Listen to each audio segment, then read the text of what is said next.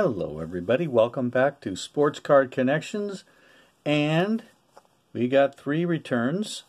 These are our first ones for the contest we are in, running through the end of the year. How many cards from the 1990s can you get back? Well, I've got a lot out. Here's my first 3 back. Don't know who they are yet. Let's take a look. I've got about 65 out. And these are our first ones that have come back. Let's see who we get. Oh ho ho! Jesse Reed. Jesse Reed, who played in Japan. This is a 1992 card with the Kintetsu Buffaloes. And he also played for the San Francisco Giants. That one came back from Georgia. And great looking autograph. Very pleased with that. So Jesse Reed is back. Fantastic. Number 2.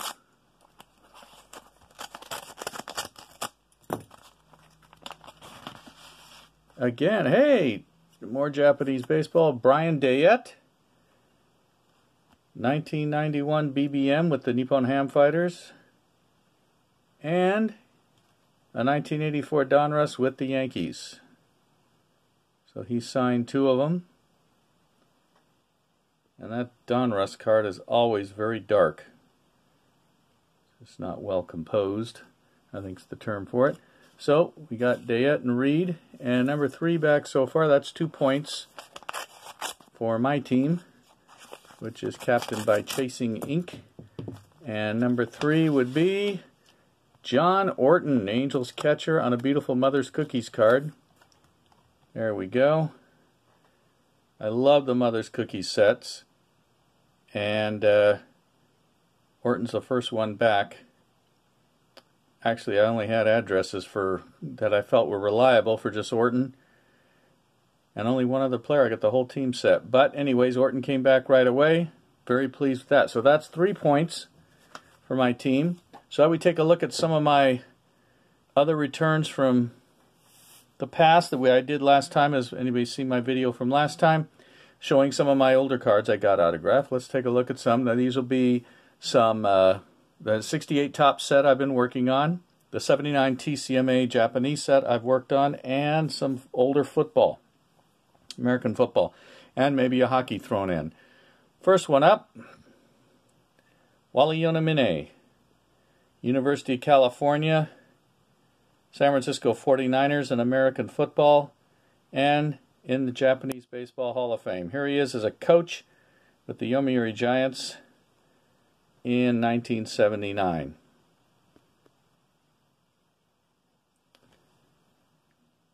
Got back earlier this year, Bob Veal for the 68 top set, a great pitcher. I could never get him in the past. He is signing now, and a lot of guys are getting him. So if you would like to get Bob Veal, now's the time, because he wasn't signing previously, and he is now. So he even sent me a nice note, talked about being on the 71 World Champion Pirates. He was a huge strikeout pitcher, and right up there, he was just overshadowed by Sandy Koufax and Bob Gibson in his era, but he was a real fireballer. Veal was a great pitcher. 1975 Tops, Charlie Cowan. And that Rams great offensive line they had in the 1960s, late 60s and early 70s. He was a starting tackle with the Rams for years. And as a kid, I got to go to a training camp, day at the Rams training camp. Just the rookies were playing, but he sat right next to me in the bleachers. And I was so dumbfounded, I didn't even ask for him to sign anything. But wow, and he was big. Real nice guy, Charlie Cowan. Great offensive tackle. Next, a 68 Bobby Tolen. Tolen can be difficult. For a while, he wasn't signing. I know of one collector that when Tolen was coaching, I think with the Padres, actually sat in the hotel lobby with him, talked baseball for over half an hour, and then pulled out his album he had there with him and said, would he sign a card? He said, nope. You should have gotten me when I'm playing. I don't sign anymore. But then he agreed to play in the senior league, And I sent it to the senior league team he was on, and there it is. I got him, and I do think he signs again, but for that period he wasn't signing. So, got Bobby Tolen. A tougher autograph would be his Uncle Eddie, who appears on at least one I know of Olympic cards, and he was a U.S. Olympian from the 1930s. Next is another 68 Tops. The great Tony Taylor, very popular player, super beloved with the Phillies, but everybody liked Tony Taylor in baseball. And there he is on a 68 Tops with the Phillies. Here's a 56 Tops, Bobby Watkins of the Chicago Bears out of Ohio State. Great autograph. Got him years ago, living in Massachusetts.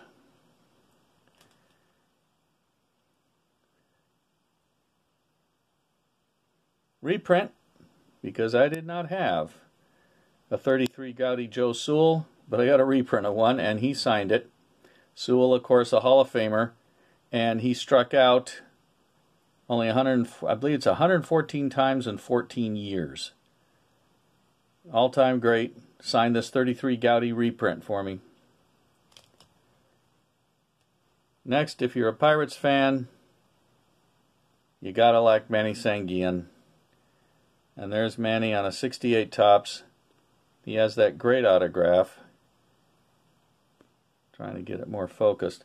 Anyways, sometimes Manny can be difficult to get, but I got him a long time ago on that 68 Tops. Another player hard to get, Dave Ricketts. Ricketts, it took me 3 tries. I finally got him care of the Cardinals when he was a bullpen coach. He apparently,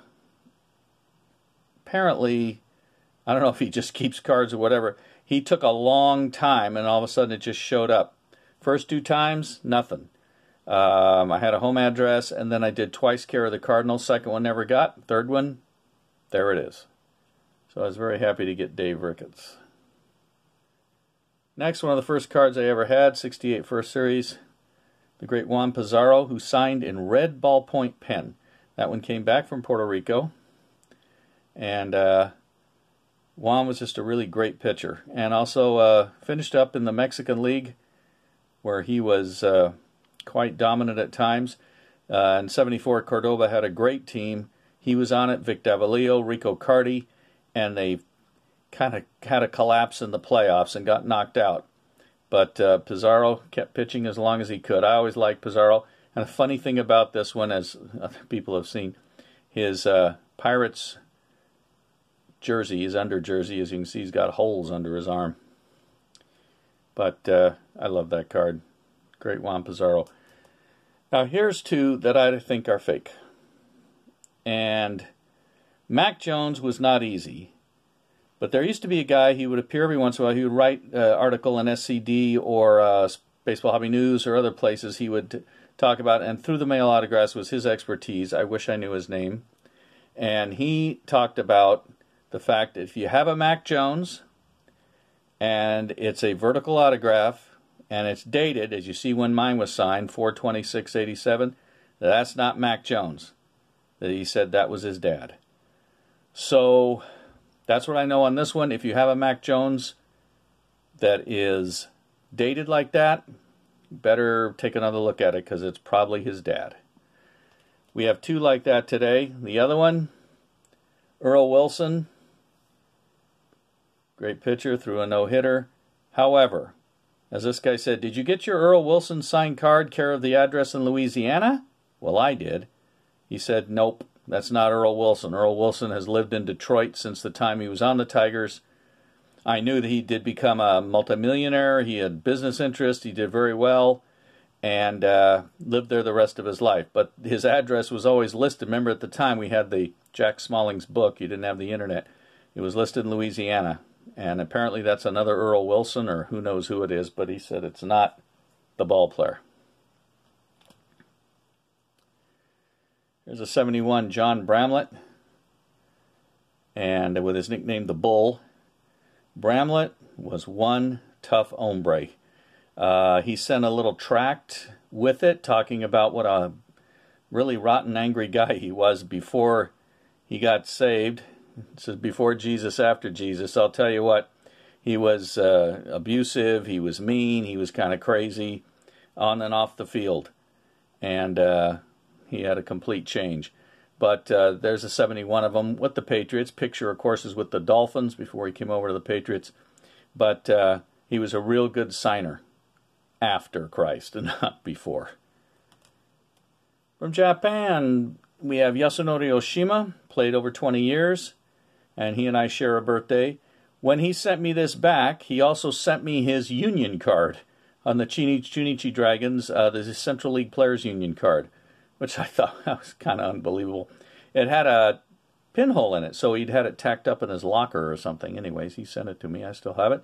And there's a great signature of Oshima on there. First baseman and outfielder. Here we have a 69 Tops, Roy Winston. Played his whole career with the Vikings out of LSU. And got him, I think, in Louisiana. Great signature. Only a few cards show that all-white Vikings uniform. And this is one of them.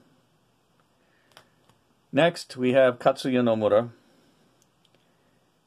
He was a catcher from 1953 to 1980 and didn't change positions like others did. 657 home runs, and then became a highly successful manager as well.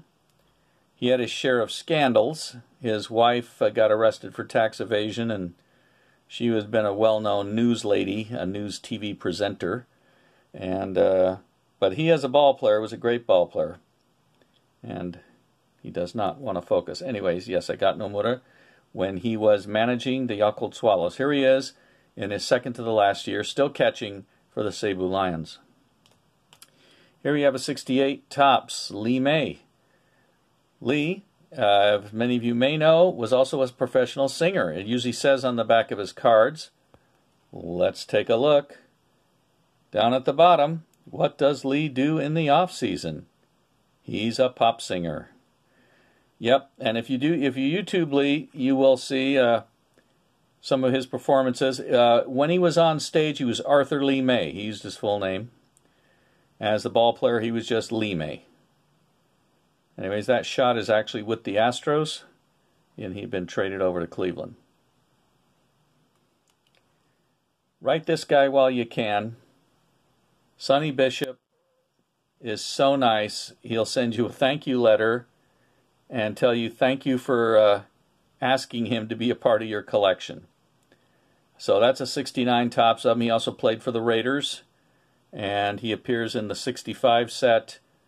And I'd have to check. He might be in the 64 set as well. But great autograph, and he will be very happy that you wrote him, and thank you for it. Just got this one back earlier this year. Next, another Japanese, Makoto Matsubara. Great first baseman for the Whales. Signed it M. Matsubara. And he sent me an 8x10 of himself. And he sent me a letter that said, this is the day I got my 2000th hit. And he signed it, a big baseball player in Japan. Matsubara became a member of what's called the Meikyukai, at the Golden Players Club. It's anybody with 200 wins as a pitcher or 2,000 hits. And he finished up with the Giants and got to win a Japan Series title, which he never would have with the Whales, who were basically a doormat most of his career. And he played a long time, over 300 career home runs. Here's the only return I've ever gotten back from the Dominican Republic. One of my all-time favorite players, Julian Javier, on a 68 Tops. And that's to Jeff Best wishes. Julian Javier, of course, his son Stan had a long major league career as well. Julian was the starting second baseman on 3 Cardinals pennant winners, 2 world champions. And my fielder's glove I grew up playing with was a Julian Javier model. Unfortunately, if anybody sees a Spalding Julian Javier glove out there with my name written on the fingers, Jeff Alcorn, please let me know. It was stolen in the mid-1980s. Love to get it back. So there's Julian. Great card. I haven't had any others come back from the Dominican, just him. Another 68 Tops. Mets pitcher Al Jackson. Al was a real popular character, worked with the Mets for years. He would minor league pitching coach. He would always come to spring training, and he did instructing for the Mets, for their pitchers. And he just happened to play on bad teams. But he made the rookie all-star team 1962, the Mets' first year, and just had the unfortunate time of being with them when they were real bad, and when they finally rose up, shocked the world by winning the '69 World Series, they traded him away in mid-season to Cincinnati, so he missed out. But there he is in '68, always a nice signer, Al Jackson. 71 Tops Ron Berger of the Patriots. Got a note back from him saying, quote, "I can't believe you found that card." Well, because I guess he didn't know much about the hobby, but also this is pre-eBay. And I found him in the phone book in Miami, sent it to him, and he was really surprised, sent me that nice note back. That's his only major card. He might be in the 72 Sunoco stamp set, but this is his only Topps card. Card show in 1985, right when this card came out. Orel Hershiser was there as just a young guy with the Dodgers at the time. He and I are the same age, a month apart. And my wife went up and got this signed for me. And he said, "Oh yeah." He said, "You got any more of them? I want. I'll take any you got." I think we rounded up 2 or 3 cards for him. But Orel was very nice, signed on his '85 Topps rookie card. Steve Hamilton, one of the 2 sport players, played in the NBA as well as Major League Baseball. Always, if you'll notice, on his, he dotted his I with a star. Steve Hamilton had a very distinctive signature. And, of course, he was also known for throwing a floater pitch, the Folly floater, or the ephus, depends on, people call it different things, where they just basically throw it almost straight up in the air. Batters have been known to just go nuts trying to hit that ball. So Steve Hamilton threw that amongst other pitches, had a very good, successful career, and became a college athletic director after retirement. This is our only hockey of the day, since I haven't gotten back that many vintage hockey. A 71 O-Pee-Chee of Nick Libett of the Detroit Red Wings. Just got that back a couple of months ago. Put his uniform number on there. Love the 71 O-Pee-Chees. Great set. Now, of course, the Topps uses the same design. Here's one of my dad's favorite players. The reason was Mike Epstein is one of the few players that gave himself his own nickname, Super Jew. And it was just hilarious. He was kind of flamboyant. He could hit the ball a mile. Actually didn't play that long, 66 to 74. But there he is with the Senators and the 68 Topps. And finished up with the Angels. A real character in an age when baseball had him, Mo Drabowski, longtime relief pitcher. And Mo was known to do some funny things. He was actually born in Poland. And, of course, there's the story always told of him using the bullpen phone to call Hong Kong to order Chinese takeout food from some restaurant. Story could be apocryphal, I'm not sure, but it's always been told. He had a great game. Game 1 of the 1966 World Series, he came in relief and struck out 11 Dodgers in like 5 innings. The Orioles swept the Dodgers. There's Drabowski, pitched a long time. Here's a card that's popular for a funny reason, because it looks like Billy Cowan has the halo on the big A on his head. Anyways, he just signed this for me recently after he was released by the Angels in early 1972, the year this card is from. I know he was irritated with the Angels.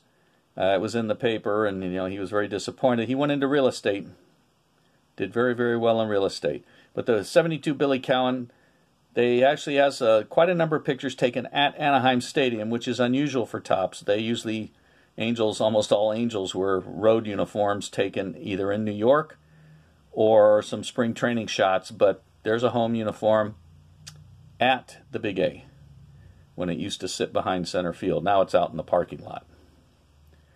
Back to football. the Nigerian Nightmare, Christian Okoye, who went to Azusa Pacific University here in Southern California on a track and field scholarship and was watching the football team practice, and so he decided to give it a shot. His dad didn't want him to. He said, "Oh, that American football kill you. That's too tough." But he made it all the way to the NFL and got that nickname because he was extremely hard to tackle. A very nice and gentle guy. Another football, an 85 Tops Norm Johnson, kicker out of UCLA. Norm also owned either one or two card stores. I don't know if he still does. He did at the height of card store popularity in the late 80s, early 90s. And he had a long NFL career. There he is with the Seahawks, 1985. One of my few in-person ones, Orlando Cepeda at a show in Anaheim. Yeah, I love that card. Cepeda, of course, had been the MVP the year before in 1967 as the Cardinals won the World Series. It's not every day you get a U.S. Senator and a Hall of Famer on the same card, but there we are with Jim Bunning. Picture with the Phillies. He had been traded over from the Pirates.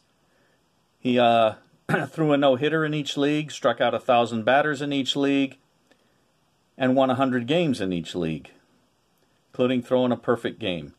Just an awesome pitcher, totally overused in 1964 as the Phillies collapsed down the stretch and blew their lead, and the Cardinals won the pennant. They pitched Jim Bunning and Chris Short. Gene Mock did every other game down the stretch, and they went like 2-12. I'd have to look it up, but it was too bad. But Bunning had a great career. Here's a guy, look up his story sometime if you want to learn about perseverance. Danny Abramowitz, cut by the New Orleans Saints in their very first inaugural training camp in 1967 as an expansion team. He was a rookie out of Xavier, and he wouldn't leave. He kept running around. He's picking up towels. He's carrying water buckets. And even though they told him, "You didn't make the team, you're out," he wouldn't leave because he said his family were all coal miners and he didn't want to go in the mines. He wouldn't leave, and they finally just started putting him back out there on practice. He ended up being a starting wide receiver, had a great NFL career. He just would not quit. That's a 72 Tops that Abramowitz signed for me. There's a great Dodger reliever of the 60s and 70s, Jim Brewer, famous for his screwball. Picture taken at Shea Stadium in New York. Brewer died in a car wreck in the late 80s, I believe, or early 90s. But I think he was a pretty good signer up to that point. Here we have two Ram greats. A lot of people knew Merlin Olson as an actor, but of course he was a great defensive tackle. Just unbelievable talent. One of the fearsome foursome, the Rams' famous front line of the 1960s. And here's his little brother Phil on a 1973. Merlin, that's a 74 Tops. Got both of them. Merlin's a great player. Do Americans, you see my pile falling over, manage in Japan? Well, a few have.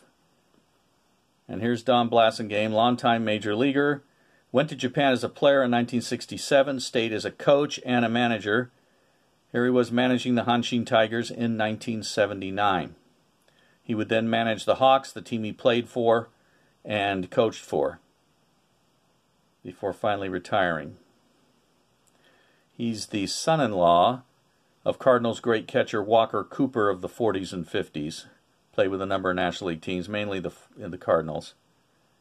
And his son played for the Tacoma Stars indoor soccer in the Major Indoor Soccer League, and he appears on a card. Here's a guy that took me forever to get. Gary Bell never came back, way back. I tried him again earlier this year, returned to sender, moved, but a new address popped up in Phoenix, and I finally got him. It was a long road to get Gary Bell. But there he is on a 68, picture with the Indians. That's Tops being lazy. He'd been with the Red Sox since midway through 1967, but that was Tops in that era. Typical. Here's a Hall of Famer and a 1964 Philadelphia card, John Henry Johnson. Great runner. I love how this card came out. Great color on it. And just how he signed it. It just came out looking really good. Very underrated because he wasn't on, you know, the big teams. He wasn't playing New York. But played for Pittsburgh, Detroit, broke in with San Francisco.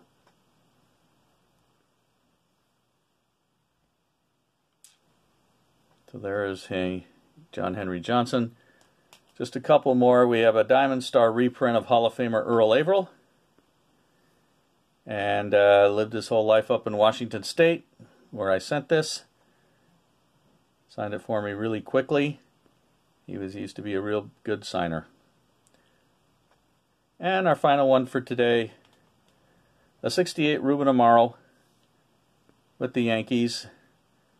Now Amaro was a classic. Good field, no hit. Shortstop.